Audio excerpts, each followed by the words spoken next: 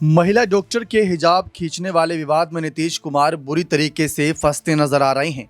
बहुत सी शिकायतें उनके खिलाफ दर्ज की जा रही हैं। मांग की जा रही है कि उनका मानसिक स्वास्थ्य अब ठीक नहीं, उनको तत्काल प्रभाव से इस्तीफा देकर किसी और को ये मुख्यमंत्री कुर्सी सौंप देनी चाहिए। और तो और मुस्लिम समाज भी इस बात पर काफ़ी ज़्यादा आपत्ति दर्ज कर रहा है, क्योंकि महिला का हिजाब जो खींच लिया, अब महिला पर्दा करे हुए है तो वो उसकी इच्छा है, लेकिन मुख्यमंत्री हैं तो क्या वह किसी महिला के साथ ऐसे व्यवहार कर सकते हैं? सिर्फ कह सकते थे, लेकिन जिस तरीके से खुद आगे बढ़कर उन्होंने हिजाब खींचा, साफ वीडियो में भी नजर आया था कि पीछे खड़े सम्राट चौधरी और बाकी अधिकारी भी बहुत चक्के रह गए थे कि आखिर ये नीतीश कर क्या रहे हैं। इसी मामले पर समाजवादी पार्टी की मुस्लिम सांसद इकरा हसन और साथ ही साथ सपा अध्यक्ष अखिलेश यादव की पत्नी डिंपल यादव का भी बयान सामने आया। उन्होंने इस पर आपत्ति दर्ज कराई। आप उन दोनों का पूरा बयान सुनिए। समझती हूँ कि इस तरह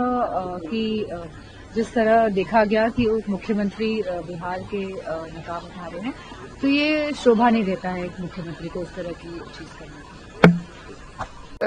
अफसोस की बात है कि प्रदेश के सबसे बड़े पद पर बैठे हुए व्यक्ति के द्वारा ऐसी हरकत हुई, तो इसका ट्रिकल डाउन इफेक्ट जो है वो बहुत डेंजरस हो सकता है और उनके हेल्थ इश्यूज पे भी हम लोग बहुत कंसर्न है। और मुझे लगता है कि इतनी गरिमा के पद पर होकर, चाहे हेल्थ रीजंस हो या जो भी रीजन हो, दिस इज नॉट एक्सेप्टेबल। तो देखा आपने किस तरीके से यहाँ पर महिला सांसदों ने नीतीश के इस व्यवहार पर आपत्ति दर्ज कराई, शिकायतें भी दर्ज हो रही हैं। लेकिन अब सवाल उठता है कि जो पहले चुनाव से पहले भी मांग थी कि नीतीश का मानसिक स्वास्थ्य ठीक नहीं, विपक्ष ने पूरा चुनावी मुद्दा ही यह बना रखा था कि नीतीश कुमार को बदल दिया जाएगा, वह अस्वस्थ हैं, भले ही मुख्यमंत्री बना दे लेकिन 6 महीने या 1 साल या 2.5 साल के लिए उन्हें बीजेपी सीएम बनाएगी। उन्हें सिर्फ राहुल गांधी ने भी कहा था कि ये तो रिमोट कंट्रोल वाले सीएम बनकर रह गए हैं। तो आज ये सवाल उठ रहे हैं, लेकिन नीतीश कुमार और उनकी पार्टी के नेता इस पर चुप क्यों हैं? क्या वह नीतीश कुमार का सिर्फ अभी इस्तेमाल कर रहे हैं चेहरे का, और फैसले कोई और ले रहा है, दिल्ली से फैसले लिए जा रहे हैं? और ये व्यवहार जो हो रहा है, इस पर क्यों नहीं बीजेपी के नेता खुलकर बोलते नजर आए? इसी मुद्दे पर बातचीत करते हैं मंसर से। सर, क्या लगता है कि नीतीश कुमार का ये व्यवहार देखकर साफ लग रहा है कि गलत तो है, और इस पर बीजेपी नेता और जेडीयू नेताओं की सफाई आ रही है। हमने देखा कि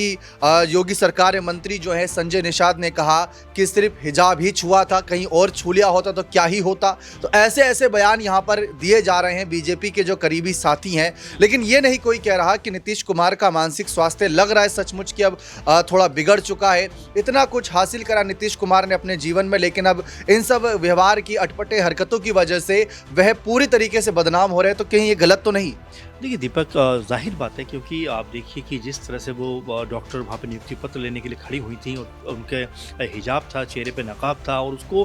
बिल्कुल मैं ये मानता हूँ कि अगर आपको कोई आपत्ति भी थी, कुछ कहना भी था, अगर फोटो में उनका चेहरा नज़र आना चाहिए था, ये आप सोच रहे थे, तो कहीं ना कहीं उनसे कहा जा सकता था कि भाई आप जो अपना ये हिजाब है इसको आप थोड़ी देर उतारिए कि फ़ोटो सेशन में आपका चेहरा मेरे साथ आ सके। इस तरह की बात वो रख सकते थे। लेकिन जिस तरह से उन्होंने तुरंत उस हिजाब को खींचने का प्रयास किया, उसको तुरंत हटाने का प्रयास किया और जोर जबरदस्ती के जरिए ऐसा लगता है कि वो ये करते हुए दिखाई पड़ रहे थे, जिसके ऊपर अब उनके भी जो साथी दल हैं वो कहीं ना कहीं अचंभे में है कि आखिर नीतीश कुमार ये कैसे कर सकते हैं। आप देखिए, ठीक उनके पीछे जो उप मुख्यमंत्री हैं बिहार के सम्राट चौधरी भी खड़े हुए हैं, और नीतीश कुमार जब ये हरकत एक तरीके से करते हुए दिखाई पड़ रहे हैं तो वो हाथ बढ़ाकर नीतीश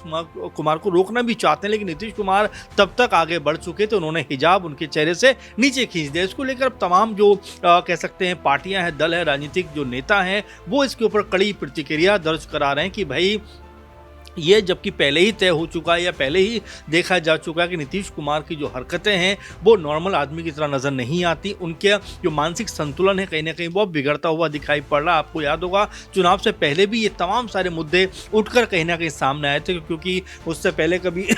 हमने देखा अधिकारी के ऊपर सर के ऊपर गमला रख देना। एक जगह पर हम देख रहे थे महिला प्रत्याशी को पहले तो वो जो कह सकते हैं फूलों की जो माला होती है वो उनको दे रहे थे, फिर अचानक से उनको पहना दी, और उस समय भी बहुत सारे लोग रोकते हुए नजर आए थे। तो ये तमाम जो बातें हैं, तमाम जो दृश्य हैं, वो ये ज़रूर बता रहे हैं कि नीतीश कुमार क्या वाकई में ये अटपटी हरकतें कर रहे हैं, ये जानबूझकर कर रहे हैं, अनजाने में कर रहे हैं। लेकिन जो भी बात हो, लेकिन उनकी इस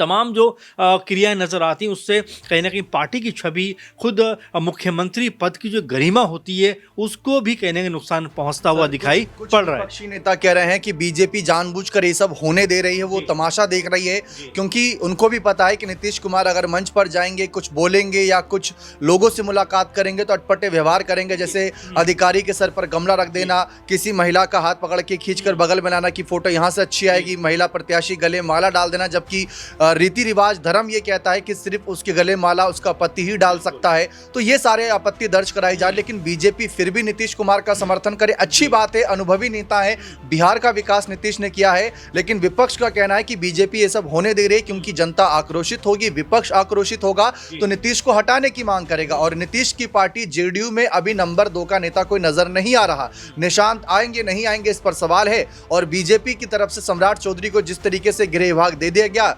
स्पीकर पद भी उनके पास चला गया, ठीक वैसे ही कल को अगर नीतीश को हटाने की मांग ज्यादा हुई तो सम्राट को आगे कर दिया जाएगा। देखिए बिल्कुल, इसमें कोई मेरे ख्याल में कोई दो राय भी नहीं होनी चाहिए, क्योंकि नीतीश कुमार का जो ये पूरे का पूरा माहौल नजर आता है उससे दिखता तो यही है कि क्या मानसिक तौर पर अब वो पहले वाले मजबूत नीतीश कुमार हैं या बाकी में अब उनका जो मानसिक संतुलन है वो बिगड़ता हुआ दिखाई पड़ रहा है। क्योंकि एक के बाद एक लगातार उनकी जो हरकतें हैं वो सामने आ रही हैं और उससे ही नजर आता है कि वाकई में कहीं ना कहीं कुछ तो गड़बड़ है। क्योंकि आप देखिए कि अभी जिस तरह मुख्यमंत्री बनने के बाद और मुख्यमंत्री बनने से पहले, यानी कि जब वो इससे पहले मुख्यमंत्री थे, उस समय भी हमने देखा कई बार ऐसे दृश्य नजर आए, राष्ट्रीय गान हो रहा था, वहां पर अपने ही साथी के पास में खड़े हुए उन्हें इशारा करते हुए नजर आए, हंसते हुए नजर आए, कुछ बातचीत करते हुए नजर आए, जबकि